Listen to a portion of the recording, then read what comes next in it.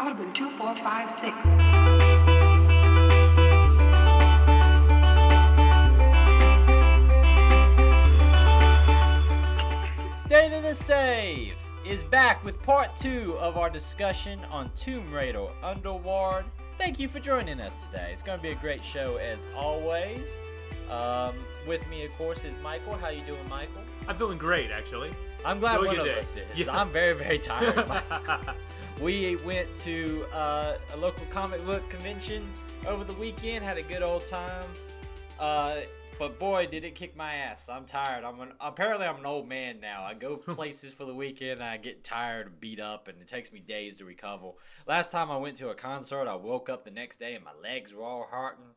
Like I walked funny for like 3 or 4 hours in the morning. So getting old sucks. But enough of getting old.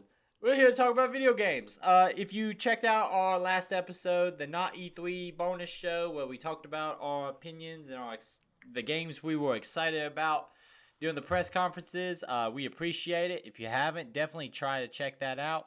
I do apologize. It was my fault that the audio on there is a little bit weird. My mic decided to take a shit right before we did the podcast. It decided, hey, today's the day I die. So I wake up saying that constantly. Yes. Michael did a good job salvaging what he could, and we were glad to at least release it so it is listenable. But I do apologize. Hopefully we won't have those issues. That's our new anymore. tagline. Stay the same. We're listenable. We're listenable. We'll have TV. We'll have t-shirts and everything. It's something to listen to when you do other things. Of all the podcasts, it's one of them. It's one of them. That's kind of accurate. No, but it was worth if you have a tolerance for those kind of things. If you don't, we understand. I understand. I sometimes struggle with bad quality podcasts, so like bad quality listening experiences. We're making it sound worse than it is. It's really only like the last like 15 minutes. Yeah, but I always like to apologize for things and prep people. I don't want it's not up to our normal standard. The disclaimer's there. We don't have to address it ever again. It's like the Disney Plus method. Disclaimer. Moving on.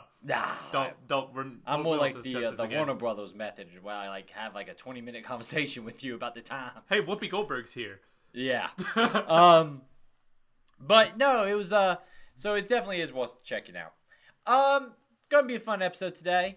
Lots of things to talk about. Let's start off with our normal. Let's talk about video games we've been playing. Michael. Yes. Video games you have been playing. All right. So I've been playing a lot of a game that's dropped on the Nintendo Switch Online expansion pass.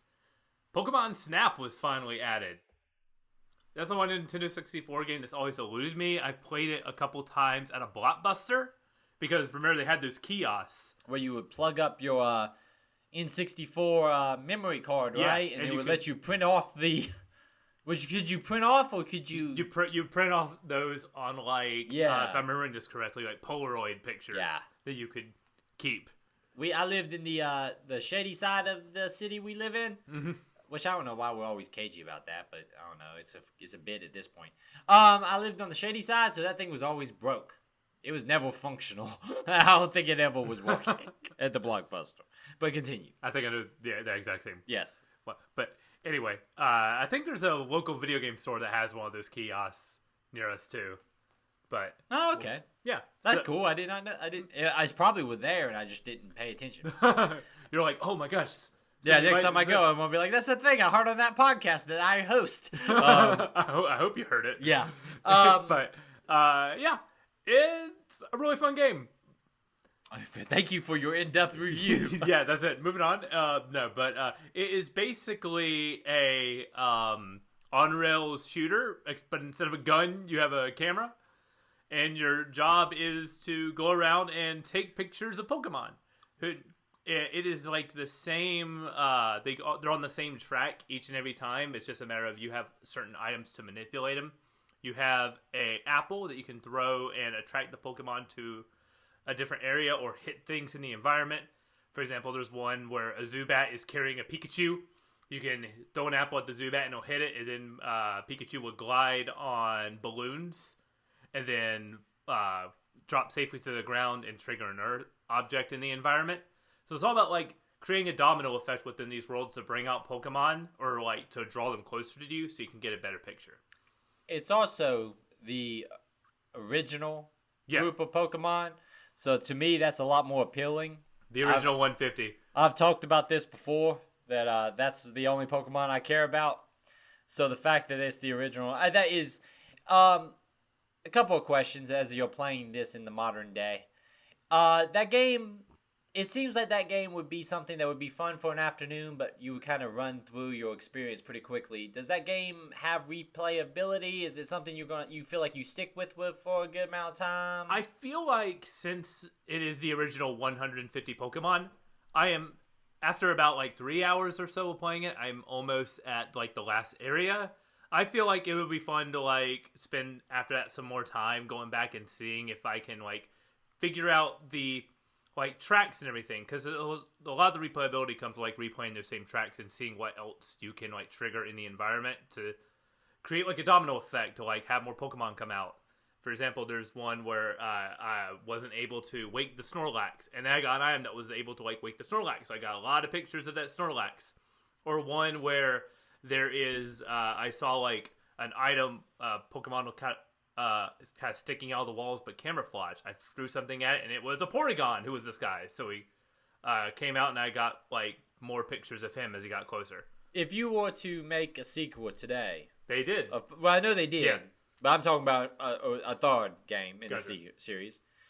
What would be your pitch for it? What would you think would be the way to bring this franchise into the...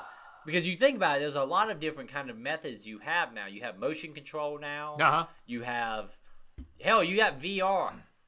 I feel like games like this would be interesting if you could play more. But then at the same time, I think Pokemon Go is kind of already become this, but it's kind of become more of a bigger thing. There's gyms and stuff like that. Yeah. Like, I wonder just what...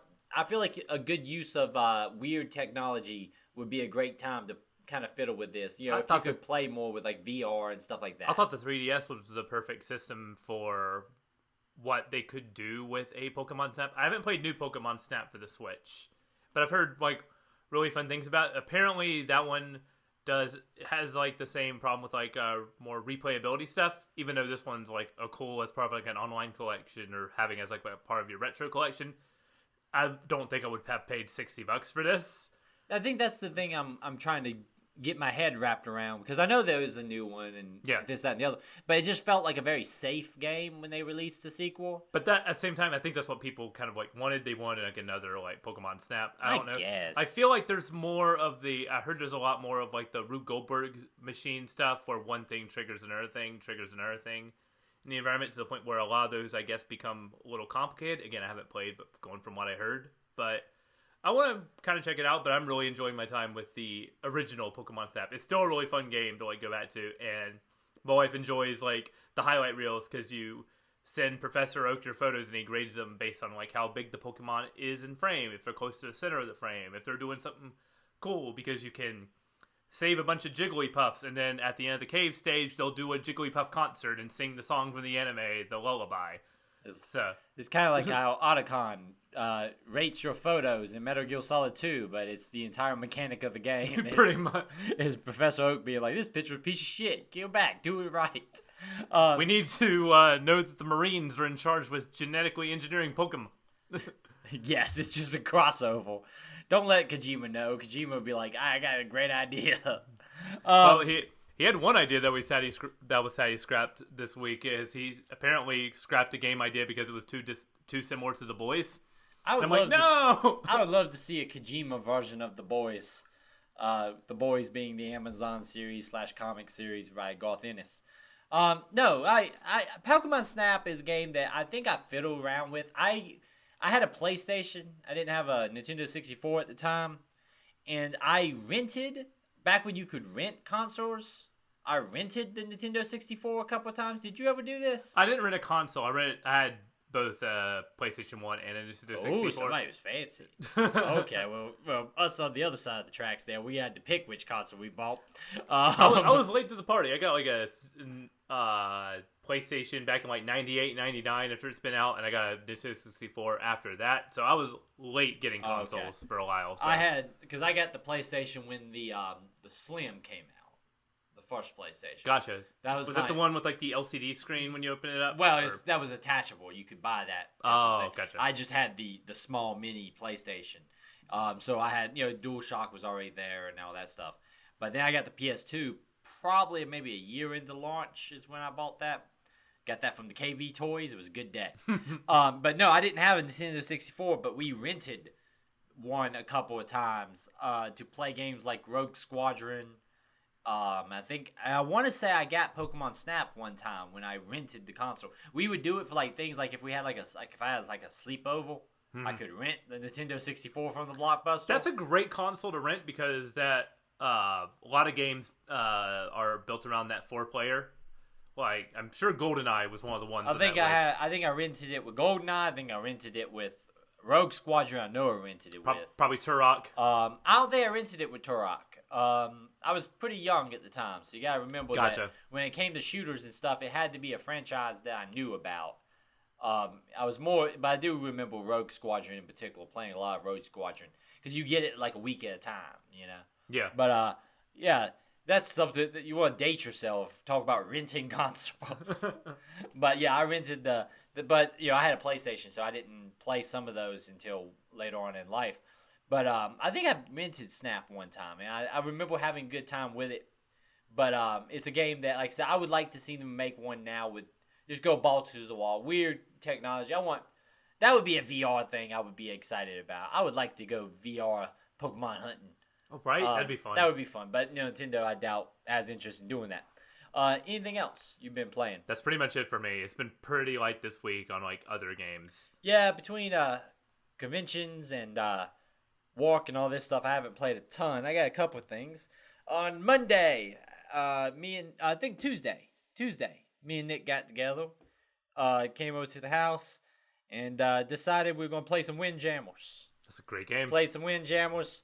Nick ain't going to tell you this, but I'll tell you this when he's not here. He can rebuke it later, but I kind of took Nick to the woodshed a couple of times. I think he thought I was going to be an easy mark because, Nick brags about his Windjammer capabilities. I need to challenge him to Puzzle Fighter 2 because he's been touting that he's like the best Puzzle Fighter player. Yeah, he talked some game. But I took him to the woodshed on the Windjammers a couple of times. I say that. It was probably about maybe, it was even, but I'm going to just hype myself up a little bit. But we were talking about how good that game was, and we talked about how that same company also made TMNT Shredder's Revenge, which I've been bragging about last week. I was very much having a good time with it. Nick is not a Ninja Turtles guy. But I said, yeah, let's give it a shot. Me and you will play through it. Well, he's like, okay, we'll give it a shot. A couple hours later, we beat Ninja Turtles Shredder's Revenge. It's not something I get to do a lot in my adult life, is sit down and play couch co-op and beat a game. That game is very, very, very good. It's a damn good video game. I would like to get you in there, Michael. Maybe we get at least 3 of us. That'd be fun. But we got most of the game we played with a whole crew. But the game's drop in, drop out co-op is so easy that you can kind of keep usually a full crew pretty easy. Yeah, 6 players. Yeah. All the way through. Oh, so did you fill out the other 4 with like people online? Yeah, that sounds like fun. Yeah, we just jumped in, the 2 of us, and then filled out the rest of them. And played with almost the same crew, which was kind of nice. Mm-hmm. Most people stuck in there. It's not a long game. It's like an arcade. Sometimes people run out of quarters and other people fill in that mold. Yeah, and it's not a long game, but it's very, very good. It's probably my game of the year so far, which is awesome. Insane to say, but it's made for me. We're having a great time. We've decided that Streets of Rage, we're going to go back and do the Streets of Rage that was released by the same company last year. 4, right? Yeah, Streets of Rage 4. That's some DLC added to that. Oh, all right. So we're going to go probably try to get together and do the same thing on that one. Beat 'em ups are games. Other than this TMNT, I usually don't play beat 'em ups unless I'm playing with somebody else. Yeah. They can become play yourself. The balancing gets weird. They're just not as fun. Well, and I will say the TMNT Shredder's Revenge, it adds a lot. There's some basic combos to it. There's some more in-depth combat than how it was in those old games. I played the first level of this. Yeah. It's got a little bit more to it than most of these. Yeah. But they are fun to play together. That and fighting games are still like the last holdouts of couch co-op is fighting games and beat 'em ups. And this company that made this, the name is eluding me right now, which bums me out. But also did Windjammers and did Streets of Rage 4. They did some.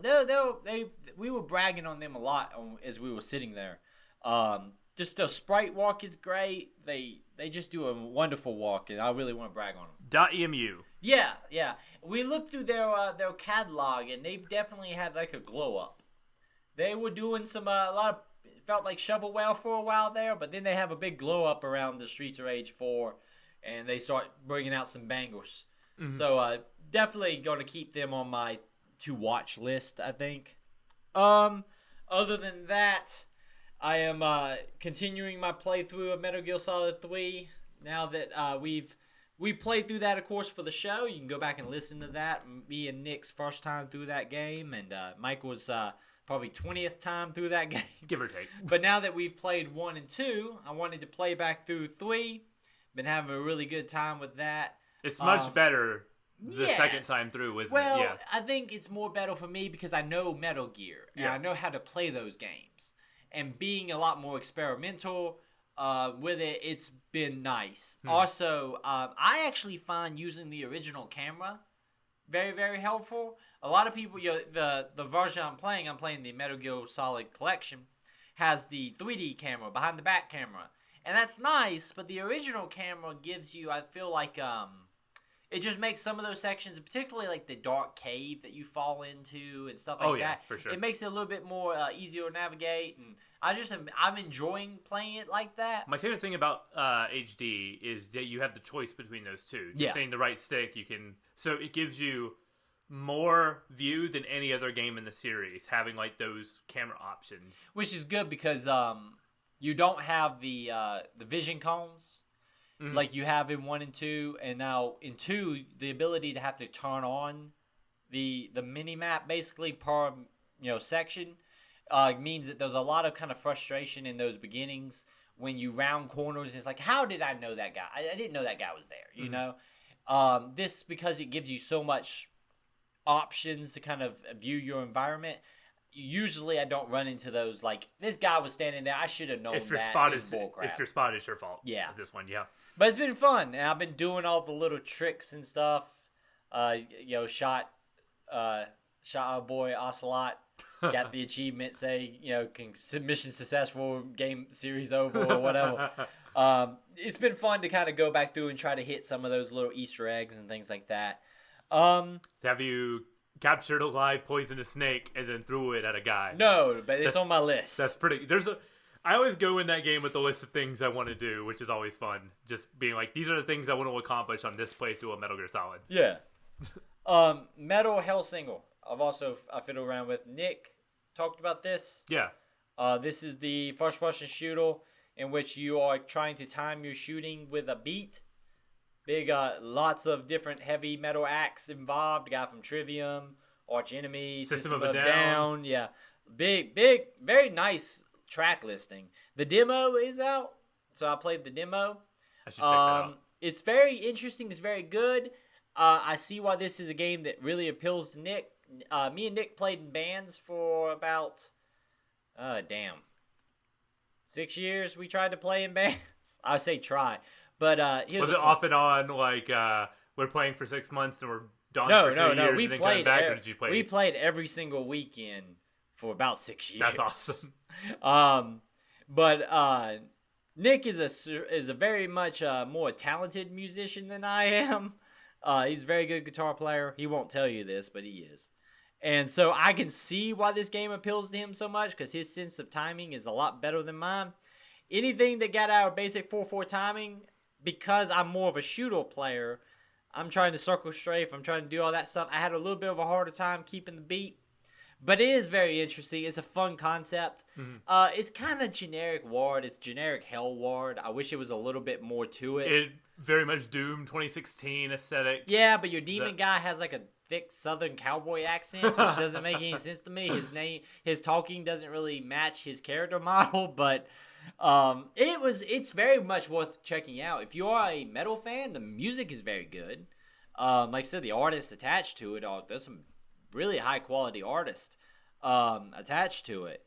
But the concept of the guns also trigger kind of a different timing to them. I talked to you about the shotgun because of it having a pump. You have to take that into consideration with your timing. It's very, very good. I liked it a lot. I don't know if it's a game I want to play the whole game like that, but I applaud them for doing something different. And I applaud them for trying to bring something to that genre that I haven't seen before.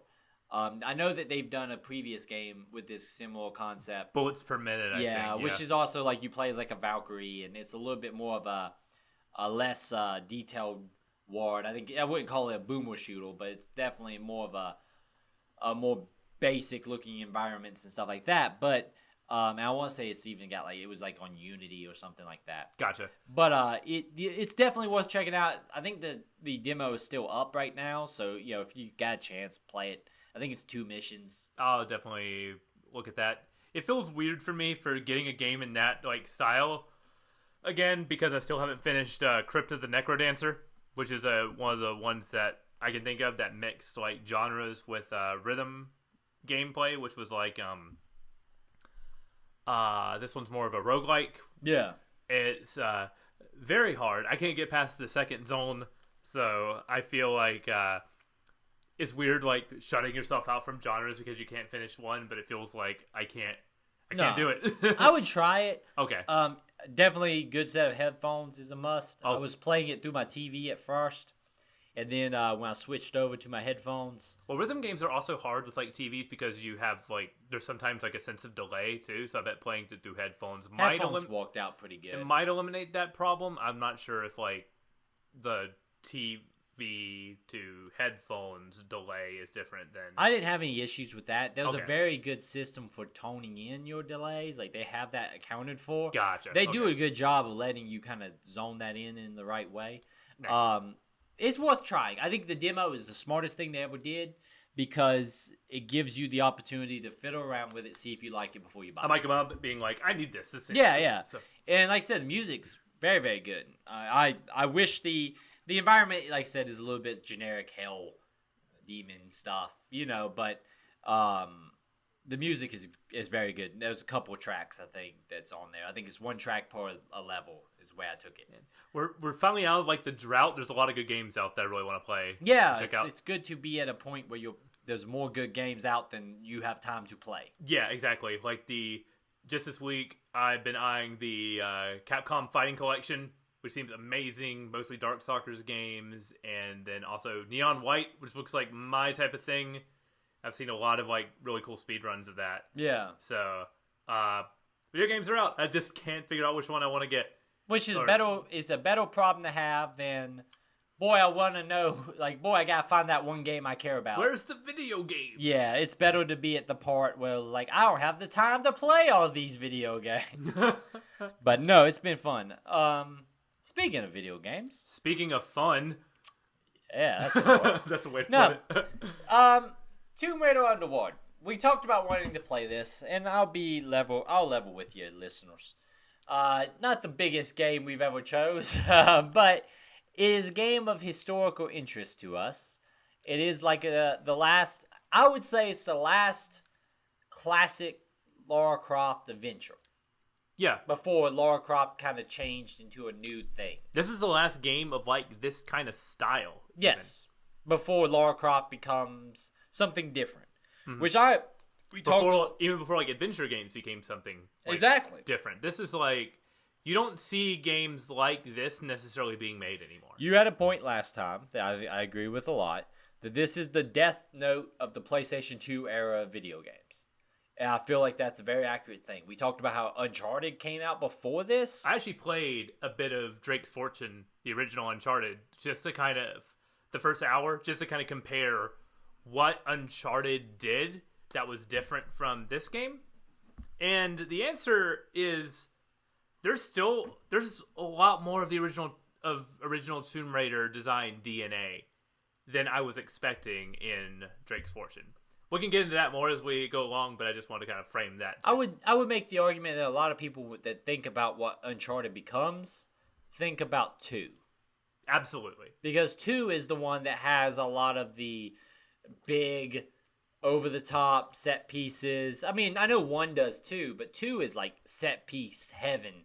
I'm thinking particularly like starting off on the train that's hanging over the cliff and stuff like that. Like there's a lot of that. We stuff. talk about a lot of like Uncharted's big moments revolve around like the action sequences, the gunfights, the escape sequence. In Drake's Fortune, you start with the combat sequence, and then the rest of that hour I played, not a single combat sequence to the rest of the first Uncharted game. But I will make an argument that I would bet you, I have not played that first Uncharted game for a very long time, but I'm going to bet you the gameplay of that, the platforming and climbing and things like that was better than this. Better, but still not 100% perfect. For example, like puzzle solving, we opened up a door, and the cart I needed to shut the door was right behind the door. So it was really press triangle, move it forward, gate close, so we could get through. Or it was press up to look at the item you need to get to. It wasn't like looking around the environment, figuring out. It was kind of hand-holdy in a way. But where I think it succeeds well above and beyond this game is the camera. When you're climbing, you can only use when you like hit the right stick to move around, it'll only move it in like an up, down, left, or right direction relative to where you are at on the wall. It won't pan around and get to a point where you're like in front of Drake all of a sudden. And like the camera will shift on its own based on where you're at on the wall. So you can always see where you're supposed to jump to at any given moment. And that was like the key thing that I took away going, that's what they got right here versus Underworld. Yeah, and we're going to compare those two games because they're kind of contemporaries.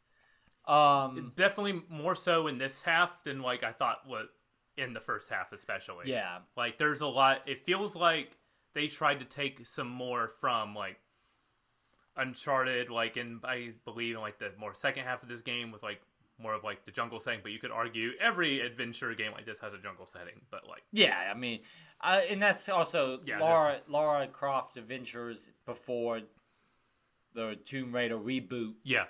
Were always kind of globe hopping kind of stuff. Yeah. And, you know, so it makes sense that this is going to jump around to different environments, which is like, and if you did not have opportunity to listen to part 1, I suggest you go back and listen to part 1. But if you just want to listen to part 2, you know, I've said before, I like Tomb Raider before the reboots. And I love the reboots. I think the reboots are great games. Tomb Raider, Rise of Tomb Raider, and Shadow of Tomb Raider. But one of the reasons why we wanted to play this was just see what went wrong. And that's something that really hammered home to me here. You know, I even said last time, I was like, well, you know, this doesn't seem that bad. I was enjoying it, I think, more than you were. Mm-hmm. And I think I still came out of this game enjoying it a little bit more than you did. But boy, does this second half kind of amplify the problems with this game. Yes, absolutely. As the platforming challenges get harder, the problems stick out a lot more. Yeah. And as like those sequences get a lot longer, it also exemplifies the fact that not everything that you need to do is told to you by the game. We'll touch on those moments for sure. But I said to my wife last night, I was finishing the game last night, and she was sitting beside me. We had watched the new episode of Jersey Shore Family Reunion, as we do. Had a great time doing that. And so she decided to sit there and watch some TikTok. I was going to finish the game. And the thing I kept saying is this damn game overstays its welcome. Not in the total length of the game, but in specific sequences. So I want that to be kind of my theme as we talk about it. We jumped back in. We were in Mexico when we kind of took our break, and the sequence in which we did at the beginning of this part 2. Yeah.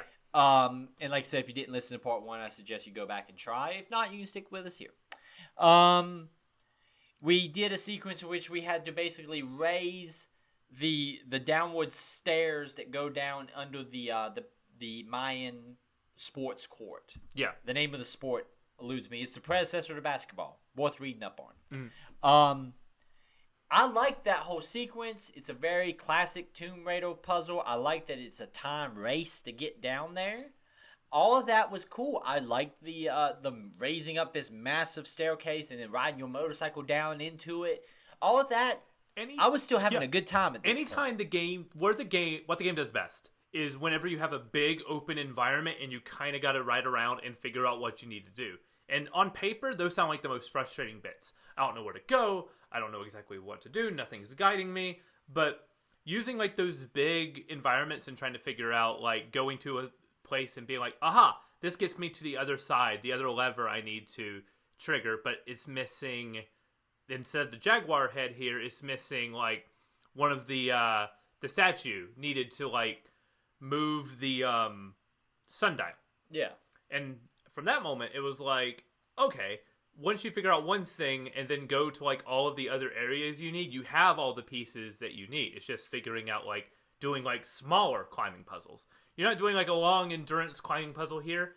They're a lot smaller, and because of that, I think that's where the game shines. Like this part here was, I think, my favorite part of the game. It's because you feel like you're accomplishing things in relatively quick fashion. Yeah. You're not finishing the puzzle quickly, but you're accomplishing steps, and it's a very clear, bam, I turned the sundial on this side of the arena. Well, of course, now I know I gotta go to this one. What do I need? I need the jaguar head.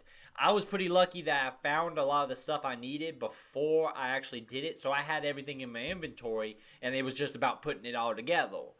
But I like that whole aspect. And I like you're doing the puzzle, and now you got to do the race down into the the steps before it shuts down. I liked all of that. It was a good visual of these massive pillars, belting fire in the middle of this raining jungle. It looked cool. This is a really solid sequence, and I was like, okay, man, this second half is starting off really well. Every time the game has you use a vehicle, it's fun. Surprisingly. All the vehicles are actually pretty good, Everything I thought I would hate was stuff that were my favorite parts of the game. Like the large open environments, the vehicle sections. Like, anytime that there's a race against time, it's like, oh no, not one of these things. But they were fun every single time. The parts where I thought would be like the most fun, like the climbing and the combat, were stuff that drove me up the wall in this section. The combat in this game, to the point they just give you a MacGuffin at the end. They give you the They give you the smart pistol. And I kept waiting. We'll get to it, but I kept waiting for them to take it away. And I think it was just like, give it to them now just to get them through all this stuff. And it's like, well, why did we do it then? But when you descend the stairs and you go down underneath there, this whole section, this is when things just start to go off the rails for me. You're basically looking for the belt of Thor. I was a big fan of the whole concept that you're searching through Norse mythology, but it's all interconnected with other people's mythologies. Yeah, so I was a big fan of all of that. Yeah, like we're in Xibalba, which is the Mayan land of the dead, and because that like all the stuff with the Mayan ruins, like their circle geometry when it comes to stuff, because like even like their major calendars and everything was on like a sundial. Exactly. Yeah. And like that was all like the puzzles and stuff to get it. It all really works. Here, my note for this entire section is puzzles, broken jumping. Bad jumping, puzzles. You fight the spiders down in here, and none of them are fun to fight. They're not that bad. Again, have the shotgun for the rest of the game, because that's the only weapon you need. Yeah, but they're not bad to fight. Like, when I say they're bad to fight, it's not like they're difficult. They're just repetitive. And, like, I don't feel any satisfaction in beating them. Like, I'm just like, oh, okay, here's the spiders. Let's fight them and shoot them. I guess I'll walk backwards and catch them on geometry. And, this whole section down here really was just blah. And it leads to an escape sequence, which was fine.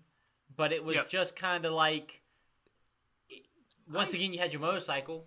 Riding the motorcycle was cool. Like, I wouldn't have thought about that. But, like, this whole sequence just felt really redundant. Because you're doing the same, like, thing 4 times. You got to get the room itself, I really like. Because it's a matter of trying to figure out, like, how to open all 4 doors. Getting to those doors was a pain every time, but even when you go through them to get the part you need, there's like a little mini puzzle, like timing like the fire to like jump on the rails to like jump up high, to climb higher to avoid the fire so you can spin across. All this is great in theory, but the problem is the platforming is so rough there would be times where like Laura, like you go up an A to climb to do the pull up onto the bar, and then sometimes just randomly Laura go fuck it and jump off the bar into the fire. And it's like what did I do? We get it, Laura. You're a gymnast. You don't need to do front flips every time you jump. That just makes your jump shorter, and I can't reach like. The amount of times I like tried to jump from one ledge to another and be like, "Oh, we can grab this if we do a proper jump," and she just front flips. Is it a button combination I'm holding wrong? I don't know because the game doesn't tell you what buttons do what. We'll get to that part. There's a little secret that we don't know, and we'll find out at a puzzle later that would have made a lot of this climbing a little bit better because it speeds it up. But there's a sequence here. Spent a good 2-3 minutes on that thing. Yeah. Anyway.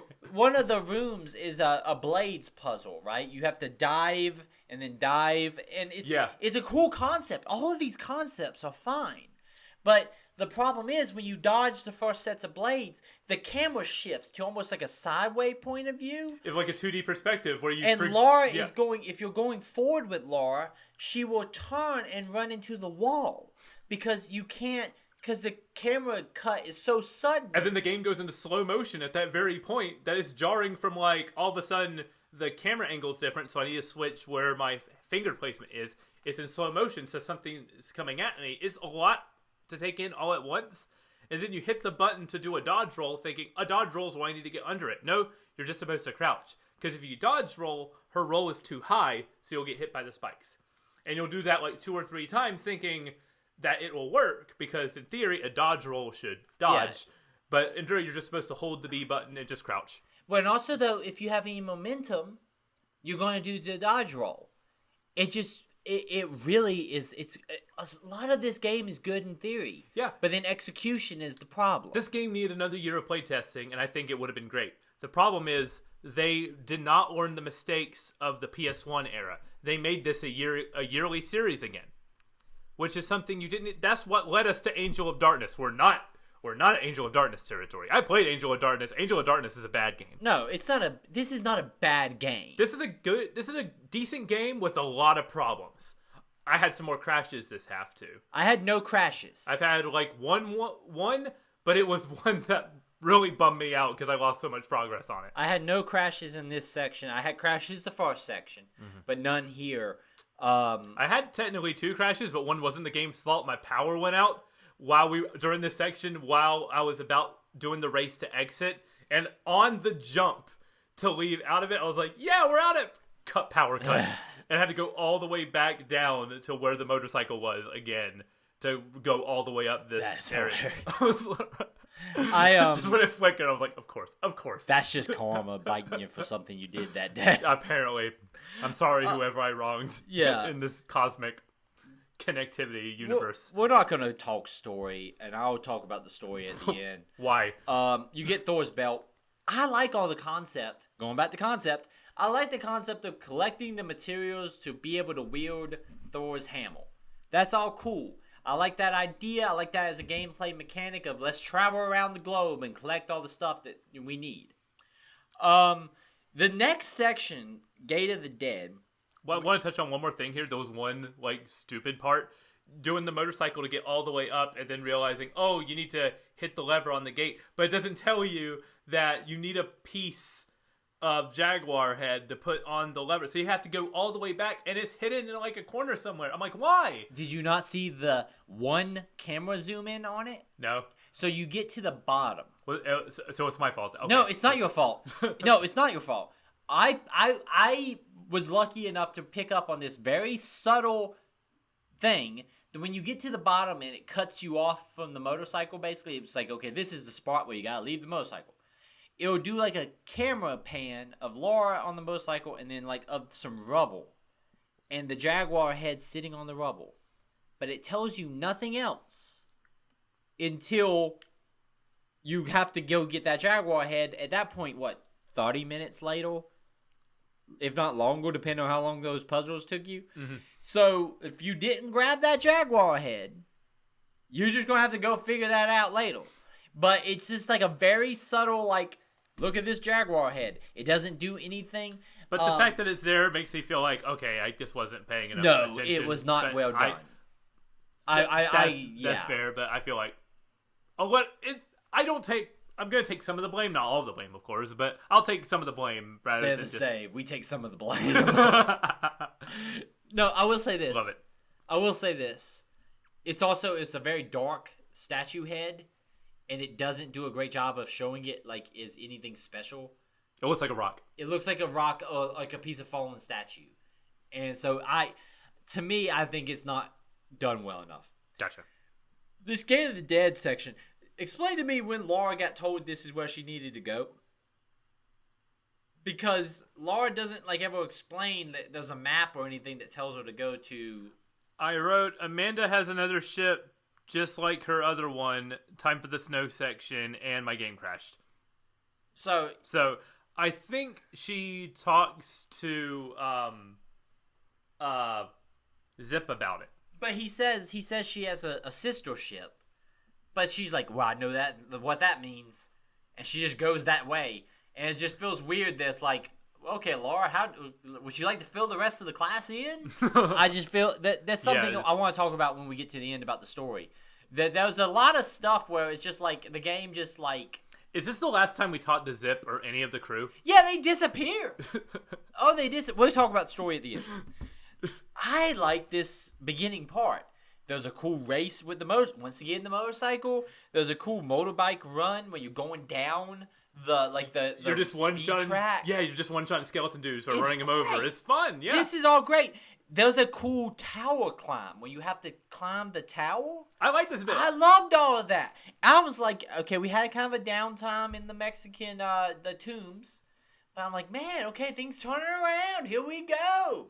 And then when we get inside, we get to this massive, confusing, just clusterfuck of hammers going back and forth. Broken pillars everywhere. A half bridge and everything. I think I'm going the right way, but I don't know, and I keep ending up in places that are close to where I came in at. Every room, every pillar looks the same. You are going to get turned around so much in this section where I went, after reloading the game after a few days and then coming back to it, I realized that, oh crap, I forgot the checkpoint, so it took me back 15 minutes. And then 2, I was like, oh, it obviously checkpointed me actually 2 minutes back, and what I need to do is climb this. And then I go back to the beginning room of the game and go, wait, no, this is wrong. I went the wrong way again. This game, I started playing the game for this section at the Mexico tomb. I finished all of that, got to this, and when I was looking for a stopping point for the night, but I hit this room, and I could not go to bed until I solved this room. Good. Because I was just so frustrated with it. And because everything looks the same, there's no good visual distinction between the different rooms. I always felt like, even though I was going the right way, I always felt like I was doing the wrong way. It was very, very frustrating. It felt like padding. There's a big boss fight with a frost giant that was the whole lot of nothing because I just threw a bunch of grenades at him. You just backflip and shoot. That's what I did. Well, I just threw grenades at him. It's just like, oh, it's the big boss. Grenade. I use all my grenades at this point because one part of the combat that's actually fun is when you get those skeleton dudes and you just line up a grenade. It sticks to them and it'll just blow up and kill 2 or 3 of them at once. That's fun every time. They also are the kind of enemies, though, that you have to do a stomp to keep them from coming back. And boy, is that kind of repetitive. Because it's after a while, it's I get they're dead. Just let me... Why do I gotta go back over here and stomp them? And sometimes the game won't, target the dead skeleton. So she'll be doing roundhouse kicks when you're trying to do the big jump up and down, land on them, curb stomp kick. Mm-hmm.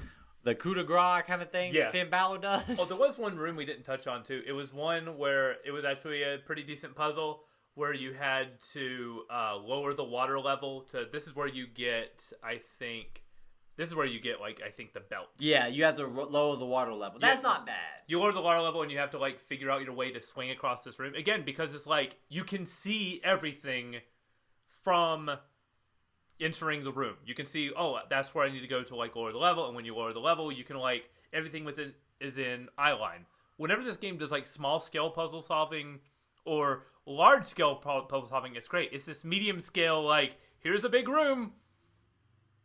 Yeah. That I'm like, no, this doesn't work. Here's a big room with a bunch of little rooms off of it. Go into that look the exact same. All look the same. And function the exact same. It feels very copy and paste. Until when one doesn't function the same, and then it's almost like they didn't have a ton of time to make this game, so they had to copy and paste a bunch of levels and move. just throw a troll in here. No, it'll be cool. No. This ends with you getting Thor's hammer. So we have completed the ensemble, but like it's got no triumph to it. Laura's just like, okay, I got the hammer. On to the next thing, and it should be this big moment where you've claimed Thor's hammer. But instead, it's just like, I didn't even know I was done collecting stuff. I was like, am I going to go get his boots now? This would be the part where I would put the ogre boss fight. Yeah, let's just fight him with the hammer. Like being like, Laura's like, well, I guess I gotta use this now. And then summon lightning. There's no like cinematic moment with the hammer. You don't know you have the hammer as a weapon until you get to the boat. Well, the cinematic moment, I would argue, is the boat because it's just fun, just one-shotting mercenary dudes and like knocking them into the water. Yeah, but think about how cool it would have been if when you got the hammer, all of a sudden here comes this big ogre guy. Maybe you fight one before and he's trouble, and then the ogre shows up and you just boom, boom, or boom, this is where you're take him down. Or this is where you're ambushed by a bunch of mercenary dudes, and then they see she has the hammer and they try to run away, and you just you wipe fools out. Like, the hammer is actually a pretty cool weapon. I like the way you shoot lightning with it, and then you can crush it on the ground and make like an area effect. But it just makes the combat completely like, why even choose a weapon going forward? Like, did you ever use an Uzi after this? No. You have a hammer. You have Thor's hammer. I got the smart pistol. I don't need anything else. I got the upgrade gravity gun. Yeah, it's the upgraded gravity gun. It's the smart pistol. It's the end-all, be-all weapon, and they give it to you 3 missions before the end. And like, I kept waiting to the part that they would take it away from me, but no, I always had it, so combat became nothing. After playing Half-Life 2, I'm now discovering every game after 2004 ripped off Half-Life 2. Everybody gave you a power weapon. Everything's ruined now. Video games are worse now because I played Half-Life 2. We missed the section that we kept teasing this whole time, where like the final bell tower basically you have to climb, that is all of a sudden going like the opposite direction. The game doesn't tell you. Oh yeah, no, it's a chain. Yeah, the chain. The game we didn't talk about this, but this is when we learned that there was a whole mechanic in this game we didn't know about. You can climb faster. You can click, tap Y on the Xbox and you can climb faster. Not hold sprint button, which is what I've been doing. No. No. So all those slow climbs because Laura jumped off into the middle of nowhere because her jumps suck. You could just tap Y and you would have got up there a lot faster. Don't you wish you knew that? Yes, I wish I knew that. Don't you wish the game told you that? Yes. This is one place where I went to GameFAQs and someone asked the same question, how to do this? And it's like, it was explained in Legend. Like, oh, good. I got to that chain and I was like, I'm doing something wrong. I'm like, is there a spot where you reverse the chain? That's what I was thinking. Because it's like a conveyor belt style, in games where you're on conveyor belts and sometimes you got to reverse the conveyor belt or something. And I was like, well, maybe there's a way I twist the chain and it goes the other way and that'll drag me towards the ledge instead. And so eventually I got frustrated. Like I said, I was really just trying to solve this damn room and get on with it. So I went to YouTube. And I'm like, I'm missing something. I typed into the thing, did the scroll thing just to get to the room I'm at. And then you see him climb faster. And you're like, how do I do that? How the fuck did he do that? Because I don't watch the ones where there's commentary. I watch just like gameplay because I don't want other people's opinions and stuff like that. Because I got to talk about the game on my own terms. And I went to the comments and someone goes, how the fuck do you go fast? And someone's like, you tap Y. And he's like, where does it say that? The guy goes, you don't. And I was just like, these motherfuckers, man. And this is like from 7 years ago when this video got posted, or 8 years ago, whatever. And so I was just sitting there going like, damn, all this climbing would be so much better if I could just tap Y. And boy, that's a obnoxious thing. And there's a lot. We're going to talk about things happening in other games and just no decision to bring you up to speed on it shortly. But yeah, I I've died like 20 times at this bit trying because you don't climb fast enough, she'll just like ride the rope slowly back and then hit the wall and then fall to the ground. Death, yeah. And then one thing that I thought I needed to do was, I figured it out because Laura can move faster if she's standing on the chain and walking. But if you do that, she'll walk fast for a little bit and then just all of a sudden stop. Because it's almost like the game's like, oh, you ain't supposed to solve it like this. And then she jumped like straight up in the air, grabbed the chain again, and then fell off that way. Or she would somersault and faceplant into the ground like 50 feet below and kill herself.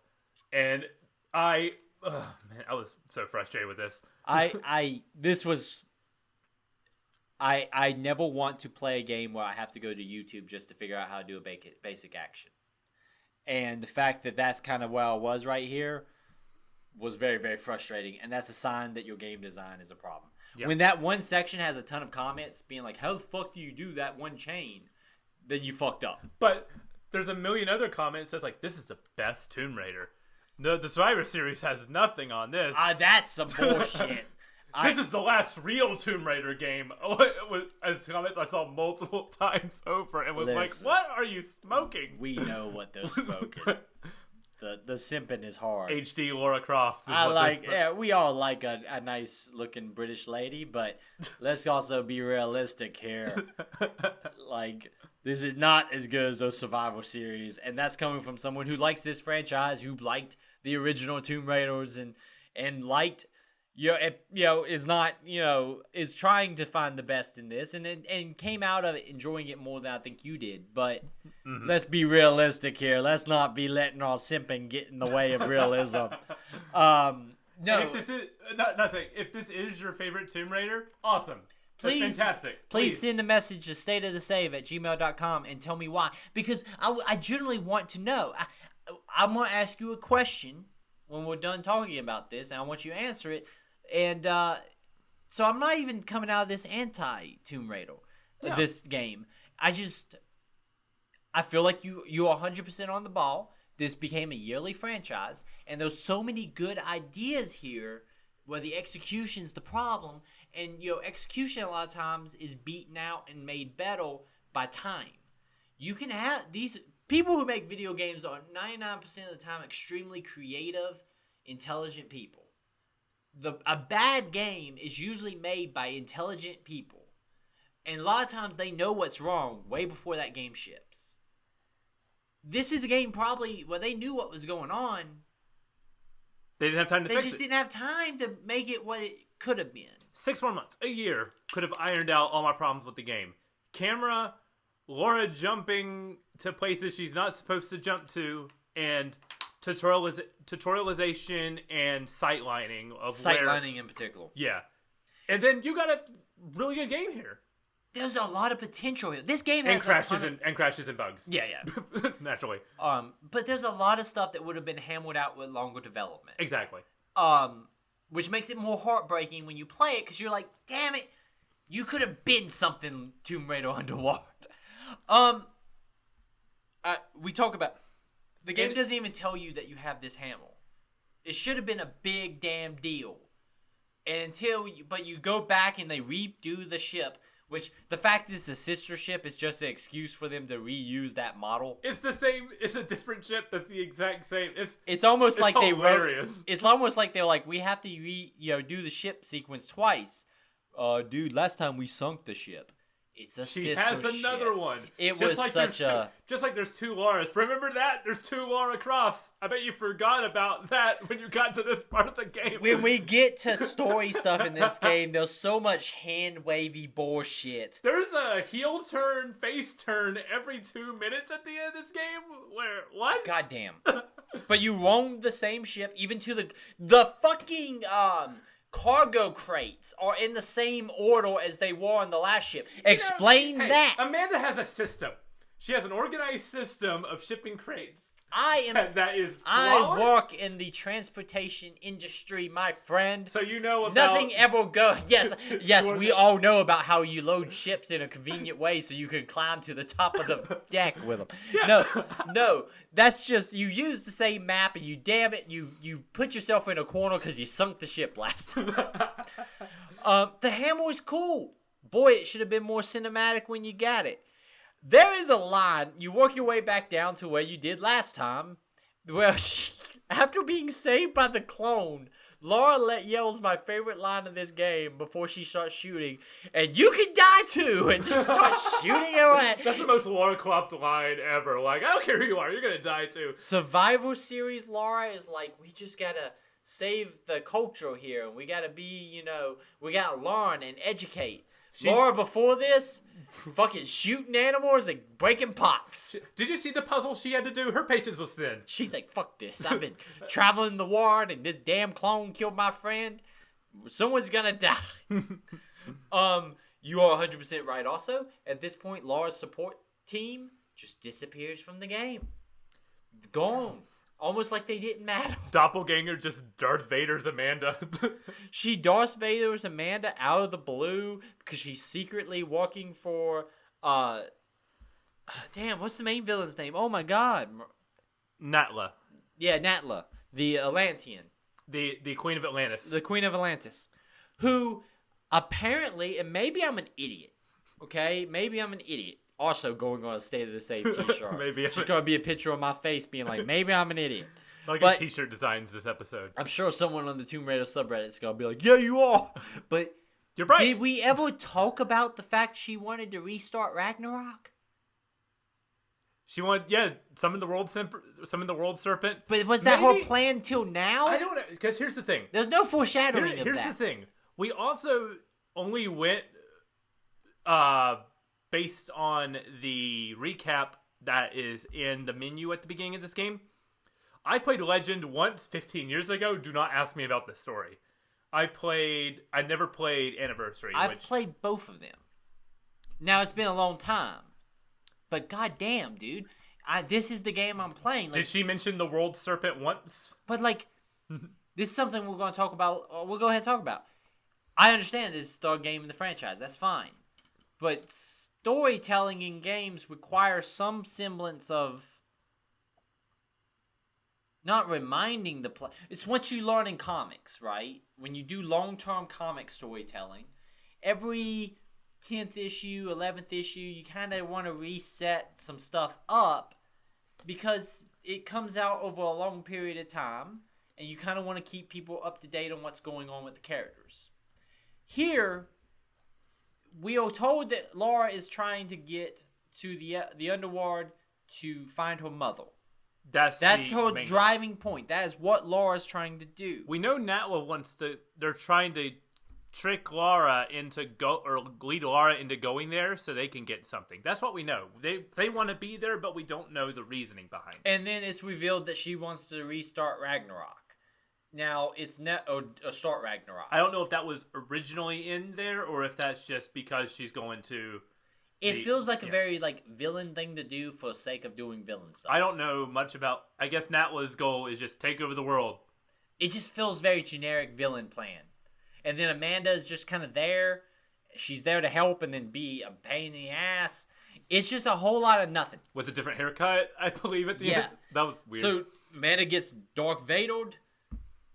Natla escapes. She pieces out while writing a message on a piece of glass that was like, this is where I'm going. It was coordinates. Because it's I need your hammer and you need my plan. So, we got to work together because you want to go there and I'm going to go there and we're going to work together kind of thing. I'll meet you. She says, I'll meet you there. Yeah. This takes us back to the Arctic Sea. If you pick the Laura in just, tropical suit, it's just Laura roaming around in the Arctic with no pants on.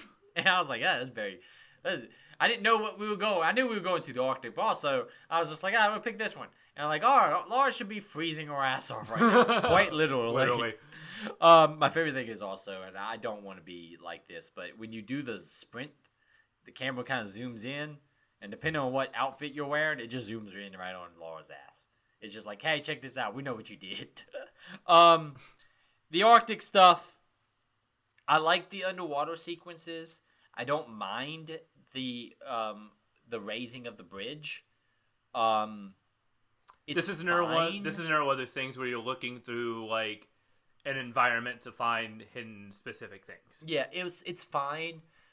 You have the Thor hammer, which is shooting electricity. I was wondering that too. And you can use it underwater like it's no big deal. You can one-shot those sharks. It's pretty great. But then I was like, do we not see the problem here? She can. She has Thor's gauntlet. She can channel electricity. Oh, so okay, that's the reason. Not the god of hammers, mind you. The god of thunder. So I've been told. Yeah. But no, I just think it's interesting that like I was like, this is a good excuse to take away my hammer because I'm underwater. I can't use electricity underwater. You fry yourself. But no, the game's like, fuck that logic. I actually like raising the bridge, or raising the gate because you have to do the sequence to get all the jewels, then you have to fix one of the cogs in the machine, then you have to raise the swords out of the chain. I like that section. From then, it kind of all falls back downhill again. We just fight through a bunch of demons, but you got Thor's hammer, so nothing difficult there. This leads to us. This is more fun. There is one bit here though where you're trying to like cross, and for some reason I can get behind a pillar and like activate the pillar. I don't know what it does, but because when I go back around, all I need to do is jump on a little beam, and then that'll like from there I can like find the pattern to like jump all the way across. Yeah, so I don't know why I went behind a pillar and activated the pillar with like my gauntlets because I don't know what it did. Now there is bonus jewels. That's probably what to find in the environment. Gotcha. So it could have led to one of those. Or like if I went and behind all 6 pillars and activated them, I might got like one of the relics. I don't think I found a relic in this game. I don't think I did either. There was one that I saw. It was in Thor's like statue in the sequence in which you get the belt. Yeah. And you have to climb before the water rises. Rises. I got a lot of the little gems, but I never found any of them. But yeah, I saw it, but I tried for it once and it didn't get it, and I just, to be honest with you, it didn't give me enough satisfaction to keep trying. At this point, I'm just like, just need to finish this. I was ready to keep moving. Yeah. We find Laura's mom. She's a zombie. We came all the way here just for Laura to be like, "You're not my mother," and shoot the zombie. Like I was just like, it just. This could have gone one or two ways. Either she was going to be a zombie that she had to kill, or one of 3 ways. 2, she would be perfectly conscious, but be possessed by the world serpent.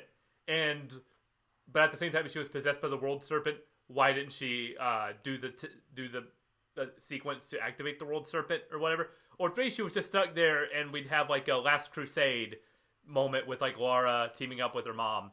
Instead, we just got Laura's zombie mom hanging out, and Laura having to shoot her zombie mom. And have to rationalize the fact like, she's not my mom, she's not my mom, she's not my mom, and then... In a better game, or a better story, you could use how kind of useless this whole quest was to say something.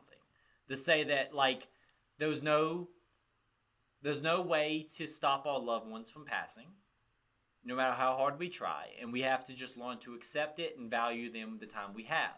And so Laura goes on this massive journey because she won't accept the death of her mother, just for it to end the way it was always going to end, that she was always going to die.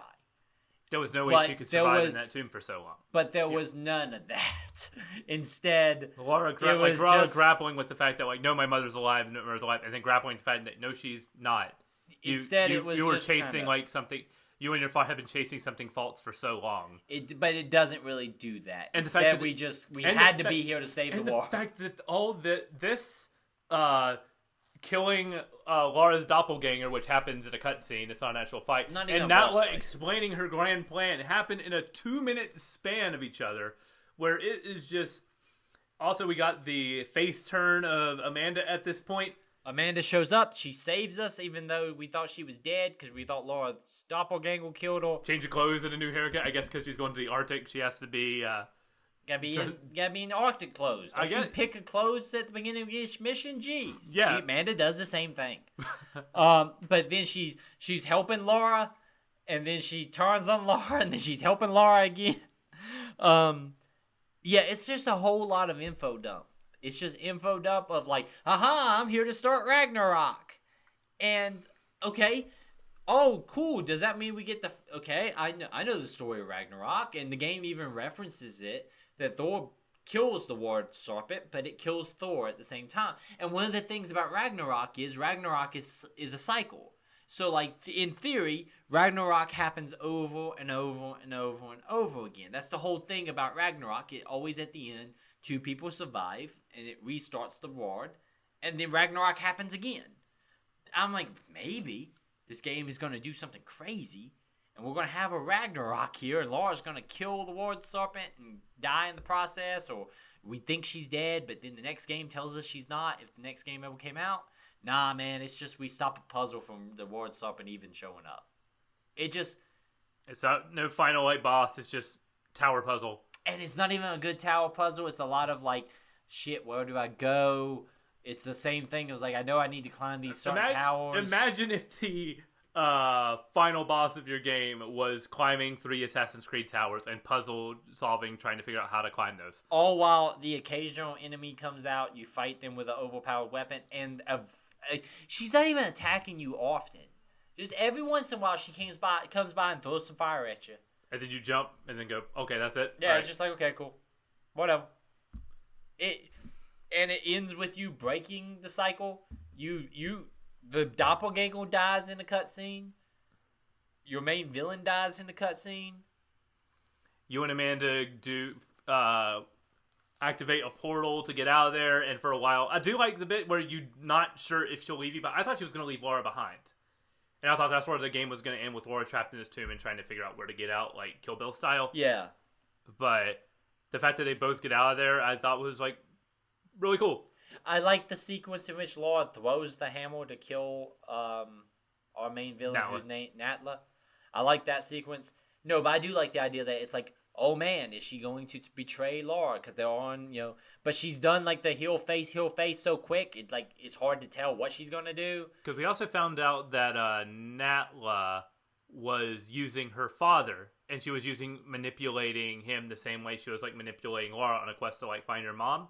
And then, but he like took the map and betrayed her and everything, and she killed him as a result. But it's a whole lot of it just has no landing, and like it just doesn't land because it's like your zombie mom is here, and you none of this was for any purpose. Yeah. And I killed your father, and it's just like show don't tell. Yeah, it's just so much of like tell that I'm just like, damn, I don't give a damn about hardly any of this. It should be big moments, but instead it's just a whole lot of nothing. Then the game just ends. Yeah, the game just ends. Apparently, there's 2 Xbox 360 exclusive DLCs. They are free. They're free? Yes. I went and clicked. I know that the skins are free. So I clicked on the DLC thing. Yeah. And they are free. You can still buy themes and game mode pictures. Didn't know you could still do that. For the Xbox 360. Yeah, for the Xbox 360. I don't think they work on the Xbox One or the Series X. No. That is kind of hilarious, though. Remember when Avatar items, you could buy like 99-cent hats from? That no one ever like bought outright. It was always like, I guess I have an extra 80 Microsoft points. Guess I'm going to buy Garrus's eye thing. It was always, I ran out of space for this thing, and now I am going to... download it. Or I ran out of money. Like I got like leftover points. I'm not gonna buy an indie game for $1 or buy Garrus's eye patch. And like, it was a rough time for indie games. There was a lot of shovelware on there, so you were better off with the Garrus eye patch. I made a game with zombies in it. Oh jeez. Apparently that one's fun. Anyway, it was just mindless, but it was fine. It was $1. The dollar indie games. That's something we lost. With the 360 was full of that shit. Yeah. But I thought about playing it. This is what I wanted to end with. I just thought about playing it, just to know. You play as Doppelganger Lara in one of those. Yeah, and apparently it's combat focused, which maybe makes me not want to play it. Is that good or bad? I think I might try them to see. There is a achievement. I was looking through the achievements, and I saw that there is, in the Doppelganger Lara one, there is achievement for completing the combat tutorial. So I'm like, oh, it explains stuff. in the DLC. Maybe it's a different combat style. Awesome. Maybe she's like more melee combat focused. That might be cool. I don't know. I might just watch it because playing this is not on my high priority list. Let's take this home. We do a ranking of all the games we play. I don't know if it's not as bad as Sonic Adventure 2. Well, do you want me to? But hang on. Because let me say one thing. The end of this game has you go to a temple to fight a giant serpent. What do we do at the end of Sonic Adventure 2? There was a shrine of the Chaos Emerald, and we needed to combine our powers, friend and foe, working together to fight a giant serpent. It's all connected, Eric. It's all connected. It all goes back to Sonic Adventure 2. It's all connected in a weave of misery for Eric. No, this is not a bad game. No.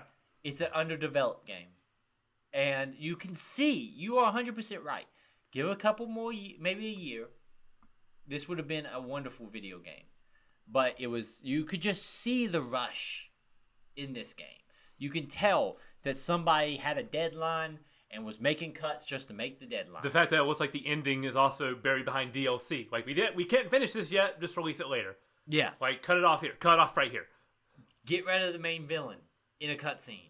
Get rid of the secondary villain in a cutscene. The villain, the Darth Vader of this game, the doppelganger, killed one of the main crew of the entire Tomb Raider series. And then our retribution is not under our control. It's in a cutscene. It's just a whole lot of nothing. Whole lot of nothing. Story-wise, absolutely. Yeah, story-wise. And the final boss is not even a boss. It's just stopping a machine. We lost, like, around this era, too. We kind of lost, like, the boss fight for a while. No one knew how to do boss fights in a game where you shoot stuff for a long time. It was about the 360 era. Like, look at the end of, like, Mass Effect 3. There's no final boss fight in that game. Look at, like, the end of, like, even, like, Shadow of Mordor 2014. QuickTime events. Yeah. We lost the boss fight thread for a period of a few years. Which is so mind-blowing to me. Because bosses in video games are where you get most of your iconic villains from. Like, going all the way back to Mario Brothers. Like, bosses are supposed to be the combination of all the skills that you've learned throughout your journey to take down this one. It's the classic movie trope. Yeah.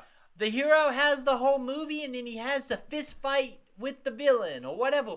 Like, it just seems so obvious. But you are right. There was around this time where it's just like bosses took a back seat. And it was like, you're just missing on something it's such a tried and true formula for a reason.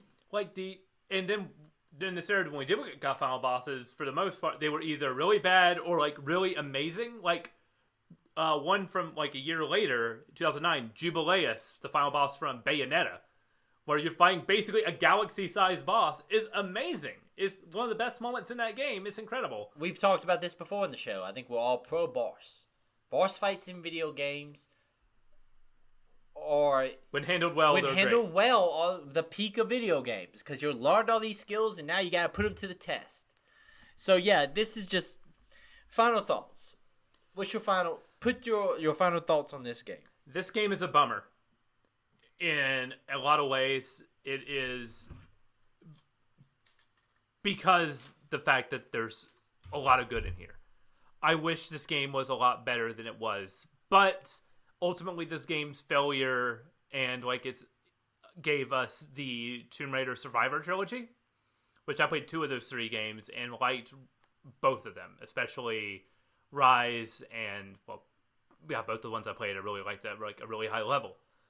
So I do want to see more of this style of game return, like the more open puzzle solving, like, adventure that's more light on combat than what, like, Uncharted's become after, like, more Uncharted 1 stuff. But there is a place for this Lara Croft and this style game in the modern era, but I don't know if I want it quite yet after playing this one. I might need a little bit of time to be like, we'll get there. If they made another one of this a year later, I think it would have been a disaster. I'm glad they stopped right here. We were teetering on the Angel of Darkness spot. We were not far from it. Think about it. If they would have pushed one more through, it would have been Angel of Darkness. It probably would have been Angel of Darkness. You either reboot or you stay a franchise long enough to see yourself become Angel of Darkness. Yes. Or Sonic 06. It was teetering on it, though. You could tell this is when things were just going south. You can tell by my history. I played this game in 2009. I looked at my achievements. I did not finish it. At first I thought I did. Then I looked at the achievements, realized I stopped in Mexico. You stopped in Mexico, yeah. But I did play Legend, and I did play Anniversary. I believe I played both of the. I believe I played Legend on PlayStation 2. I played that on GameCube, I think. Yeah, I'm not sure about Anniversary. But, so I was invested in the series enough to play through to the third one. But even I jumped off. This whole experience just really told me, yeah, Laura deserved better at this time. I am glad that we got the Survivor series. I enjoyed all three of those games. Rise, in particular, is an amazing video game. Shadow of the Tomb Raider is good, but I think Rise of the three is the peak of the franchise. I think I want this version of Tomb Raider back. I like globe hopping, action, over the top, action packed, sexy, fun, just, more of a popcorn experience. Yeah. Laura, I like that character. I wonder if there's a world where we can turn the Survival franchise, and start to actually move her towards this character. It's something they always messed around with in those games, of making Laura moving more towards being the Lara Croft of the original character. Yeah. And they never pulled the trigger on it in those three Survival games. She always was getting there but never pulled the trigger. I think that there's a happy medium where these two characters can kind of meet. And these two kind of games can meet. And I hope that's where it goes. We know that the only thing we know about the next Tomb Raider is that it's being done by still Crystal Dynamics, under the Embracer Group umbrella. But it's going to be done in Unreal Engine 5. Which it's really good engine. A damn good engine, looking good. So, but it's also very, very early on into development. So we'll see how that... They also... talked interest in remastering a lot of the old Tomb Raider games. If they can make a better version of this, I'll play it. I want to see what a good. I don't want them to just slap a 4K coat of paint on this, make it 60 frames a second. Even though I think that would help some of the stuff that I looked at some gameplay after this on PC with it in 60 frames a second, and it does look like it plays naturally smoother. So that may have ironed out some problems, but. I feel like if you remaster this, you have to pull out the scalpel a little bit, get under the hood, try to really fix some the problems with this. If you do any remastering or remaking, you just start with the first game. I don't know if you ever get here.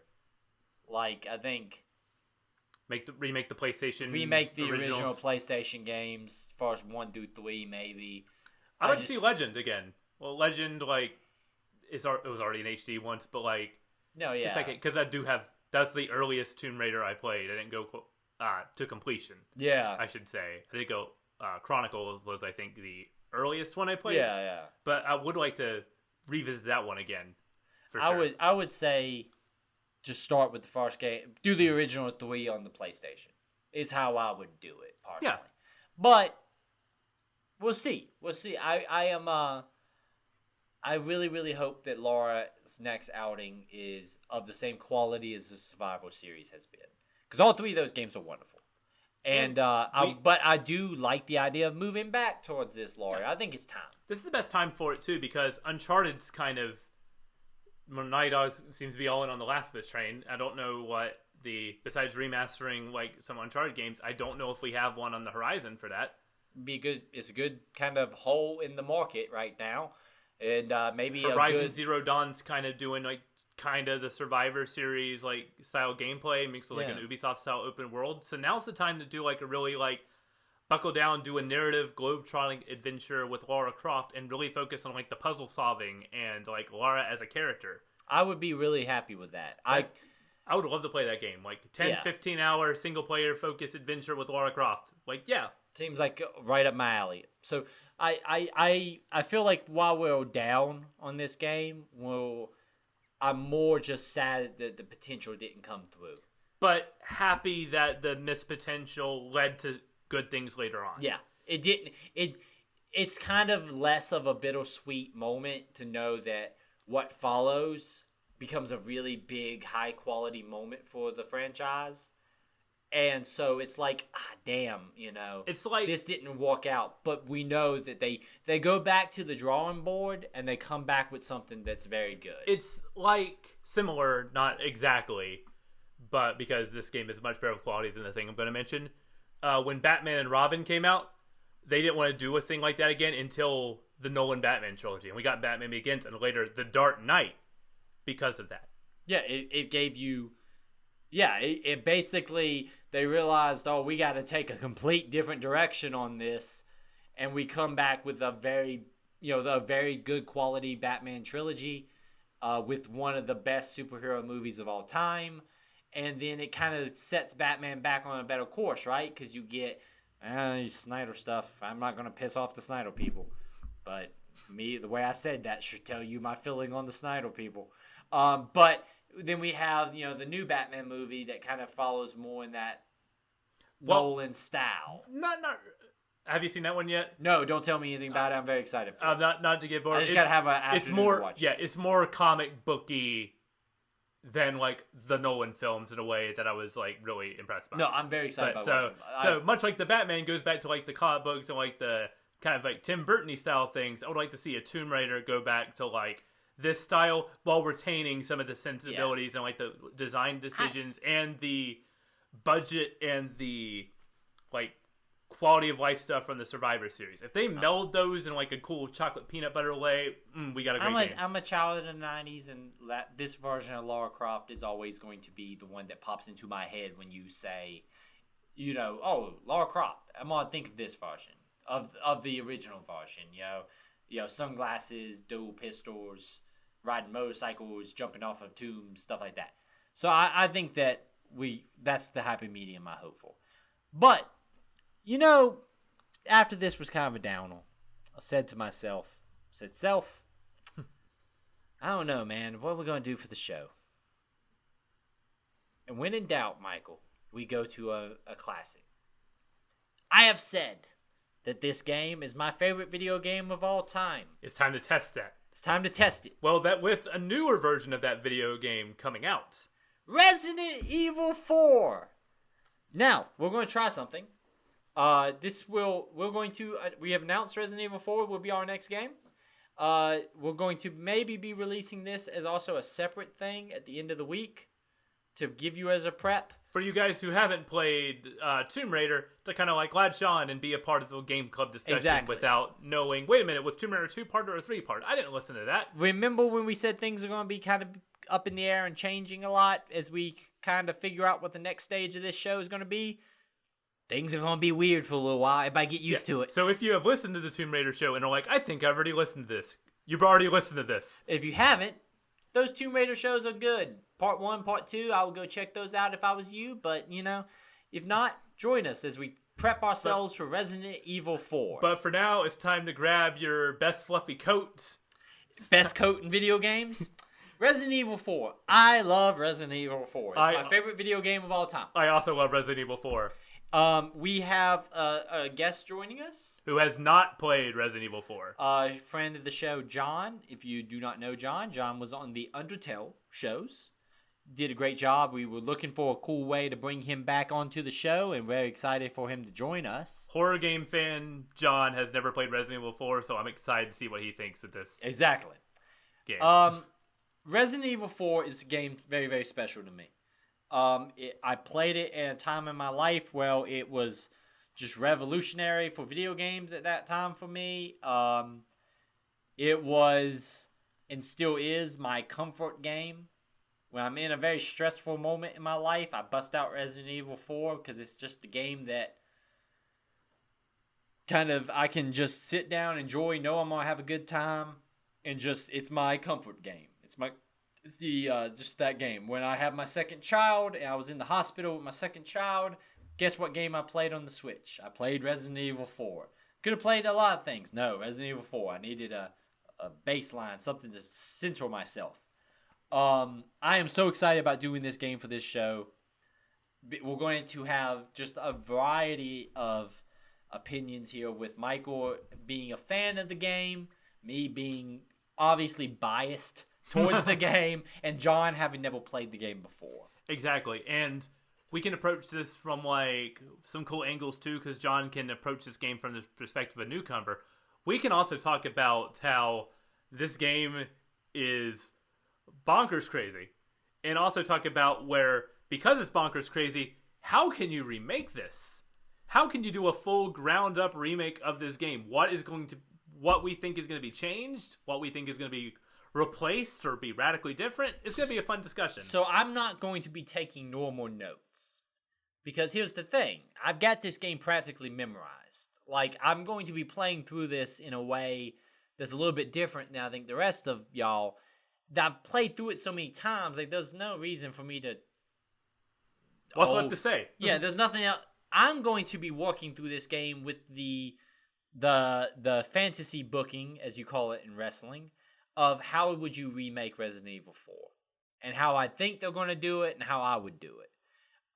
Because I am just fascinated how that's going to work. I'm very excited about getting another playthrough in before the remake comes out, because then when I go into the remake, I'm even more fresh on everything. It's like rereading your favorite book before the movie comes out.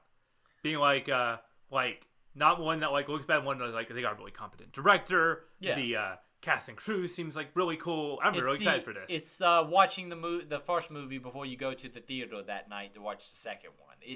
It's going to be really a good chance for me to kind of really prep for the remake, because the remake is a huge deal for me. And God, I hope it's good. But yeah, this is going to be fascinating, and John being with us is going to be great, because John, lacking the experience with this particular game, I think is going to be very surprised in what he comes across here in Resident Evil 4. For something called a Resident Evil game, what that even means going into this game. Exactly. Give us lay us down some prep. So, Resident Evil 4 is a third-person survival horror game developed and published by Capcom. Resident Evil 4's development is infamous with numerous pitfalls, changes, and marketing kerfuffles. In 1999, at the Capcom Gamers Day in Las Vegas, Nevada, Resident Evil producer Shinji Mikami announced a new game in the series was being developed for the PS2. Shinji Mikami was put on for like Resident Evil 1, and the reason he was the head of Resident Evil 1 was because they were looking to make like a horror game at this time, and when asked if he wanted to make a horror game, Shinji Mikami said, "No, I hate horror. I'm a scaredy cat." Which got him a point, because from the executive of Capcom at the time, he said, you can't make a horror game if you're not scared of anything. Which ultimately works, because Resident Evil 1, you think of like all the classic scary moments. I bet he thought, what would terrify me here? Dogs jumping through windows at this exact moment. I mean, that's logic that makes sense. How are you going to make a horror game if you're not scared of anything? If you're just a guy who doesn't get fazed by any of that stuff, then nothing keeping you up at night, how are you going to make a game about keeping people up at night? So, Hideki Kamiya, the director of Resident Evil 2, was assigned to the project. They set out to break ground with a more action-focused game with an emphasis on, quote, coolness. Mikami thought the team strayed too far from Resident Evil, but he still believed in the game. As a result, this build of Resident Evil 4 became Devil May Cry and released in August 2001. I just want you to put a pin in that, listener, and think that a Resident Evil game became Devil May Cry. And think to yourself, if you've never played this game, and most of you probably have, how that affects the game that actually comes out as Resident Evil 4. Resident Evil 4's development restarted. Get used to that. Restarted that same year and was announced in an exclusivity deal with Nintendo called the Capcom 5, which was marketing spin on a contract with Nintendo to make 5 exclusive games for the GameCube. I'm going to go through them now. PN03, Beautiful Joe, Resident Evil 4, Dead Phoenix, canceled, Killer 7. What is wrong with that? That one of them is a game of the generation. Now, I would say Beautiful Joe and Killer 7 are cult classics. That's not where I'm going with this. PN03 is the only game in the Capcom 5 to remain exclusive to the GameCube. Oh, yeah, damn! Every other game was released, was also given a PlayStation 2 version. I forgot that Killer 7 and Beautiful Joe came out on PlayStation. On PlayStation 2, yep. Oh, yeah, damn! Nintendo got screwed! That's the weird thing about this. Okay. When you think about Resident Evil 4 too, the game that we joke is on everything because it is on everything. I'm going to lay out all the consoles that thing is on, so hope you have 10 minutes to set aside for that. This is the part where Eric jumps in and be like, we cut that content. This version of Resident Evil 4 would mostly be dubbed the Fog version, mostly taking place in a castle and an airship. There's an unconfirmed fan rumor that says this version became Haunting Grounds, the game that takes place on an airship, and there's a dog and a girl. It makes sense, but Isn't there's Haunted Ground the one that's a little bit questionable because it's about a girl being stalked by like a big guy who's trying to kill her? I never played Haunting Ground. I just know of it, and in fact, that's a horror game that takes place in an airship. It makes sense, but there's no official evidence to support it. Haunted Ground, for some reason, I think is about a singular enemy trying to kill you. And, like, you don't have weapons or anything. You just have to run. I think that's right. The next version of Resident Evil 4 is known as the Hookman version. Mikami referred to this version of the game as scarier than ever before. This version was more psychological horror, with the player dealing with hallucinations and ghostly enemies, including a man with a giant hook. Okay. EGM said, quote, that hook guy was cool. While asking, like, one of the directors of Resident Evil 4, like, what happened to the Hook Man? Dialogue choices were also cut from this version because they never had much effect on the story aside for a few key moments. Well, if you remember in, like, Resident Evil 3, there was, like, choice moments. Like, you would come across the bridge with Nemesis, and it's like, it would cut to, like, a slow motion, like, freeze frame, and it's like, do you jump down, or do you charge? Or stuff like that. So kind of like choices in Resident Evil games is not that far from what they were already doing in 3. This also was the first time the behind-the-shoulder camera was shown off. The Hookman version of Resident Evil 4 was scrapped because it was not seen as a revolutionary leap forward for the series. Another version of RE4 was drafted, this one featuring a dog companion. The story in this version was later covered in Resident Evil 5's Lost in Nightmares DLC. After playing Resident Evil 0, Mikami decided to step in as director, feeling like the series had become stagnant. And there was a hesitancy from the staff to radically change the gameplay, but Mikami wanted the camera system changed completely. He cites Onimusha 3, saying he enjoyed that game but hated the camera in it. So it led to him trying to think of a solution. It's like, how would I take that game and fix the thing I hate about it? And that was his design philosophy for going into Resident Evil 4. Mikami wrote the entire new story for the game in 3 weeks. Which is something also worth pointing out, because this story is insane. And so I like to think that he's just like locked in his office, smoking cigarettes and super jacked up on energy drinks, just being like, I don't know, man. Then there's a castle, and then we go to war, and then this guy, his head becomes tentacles. And let's not spoil all the fun bits from this game. I'm not even touching half of them. Exactly, but the fact that I can tell you all of that and you still not know most of the craziness. Continue. A PlayStation 2 port was announced before the GameCube version was even released. Somewhere Nintendo was like, get the lawyers. Get the lawyers, damn it. Capcom stated that the game didn't fall under the exclusivity deal. Despite this claim, the game shipped with an Only for GameCube tab on the box art. It was announced as part of the Capcom 5. Poor Nintendo. They got screwed on this one. Somebody in their legal department I think it's because they realized they made a fantastic remake of Resident Evil 1 on it, but it did not sell well at all. So I imagine that's where Capcom's going, do we put our money on the wrong horse? Apparently, like, development went incredibly well for the remake of Resident Evil 4, a remake of Resident Evil 1, that they fell in love with the machine, and that's why they wanted to put Resident Evil 4 on the engine, on the system. But I guess they thought that it's not going to sell well, so start developing a PS2 version with more content.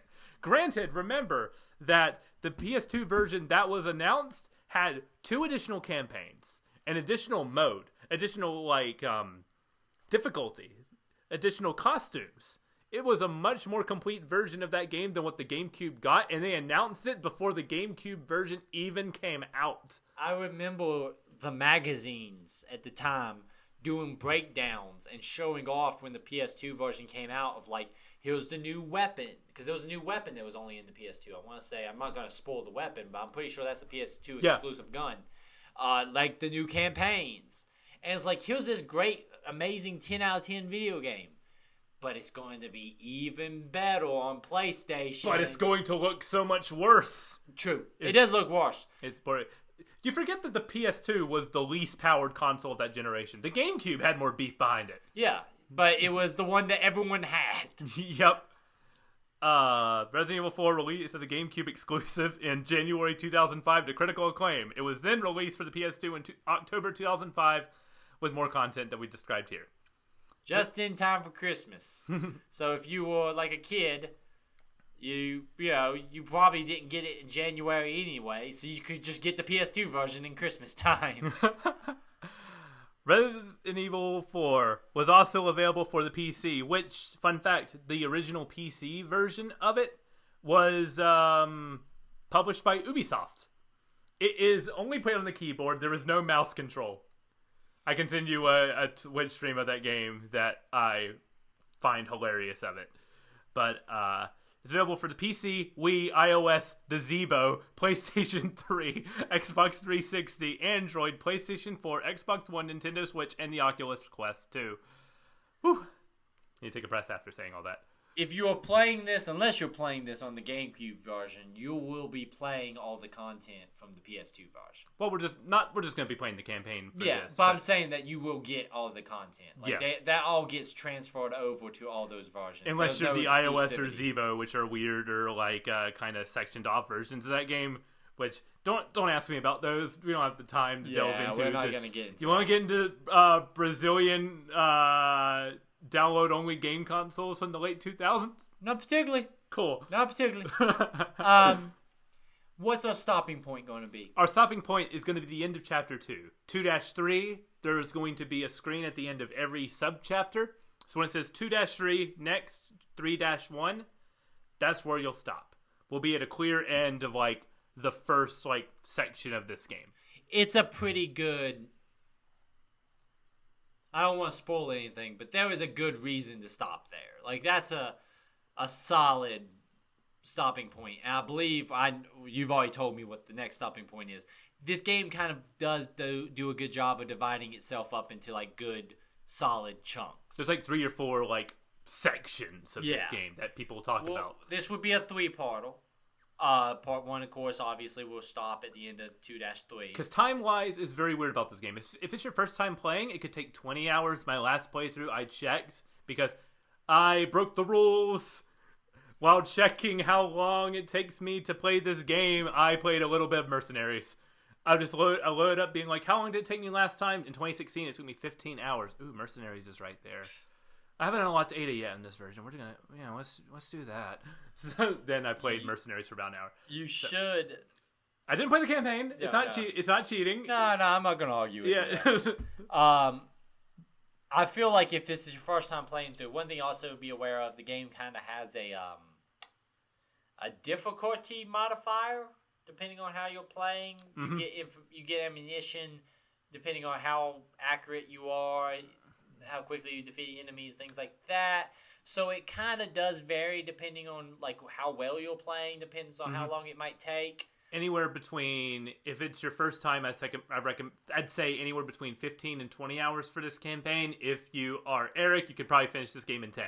Yeah, I feel like I'm not going to have many issues. It will be the first time in a very long time that I played through the game baseline. I usually play with unlockable stuff. There are some great unlockables. Yeah, there's great unlockables, and usually I play with them. We'll talk about those probably in part 3. Yeah, because I don't want to spoil any of those for John if he decides, Yeah. or any of you listeners who are going to play through it the first time, to see what you unlock at the end of this game. Yeah, I don't want to. But usually I play with all that stuff because I'm playing back through it. I'll just turn all that stuff on. I'm not doing that here, so it's going to be the first time I play vanilla in a while. So that's kind of cool. Let's bring it home. stateofthesave@gmail.com is where you can send your emails. At stateofthesave on TikTok, Instagram, and Twitter. Lots of changes going on over here at State of the Save, so bear with us. We're going to be figuring out a lot of different kind of new things that we're doing here. Be a great time for you to tell us what you like and what you don't like, so we can make sure we do more stuff that you like and less stuff that you don't like. As always, stay safe out there.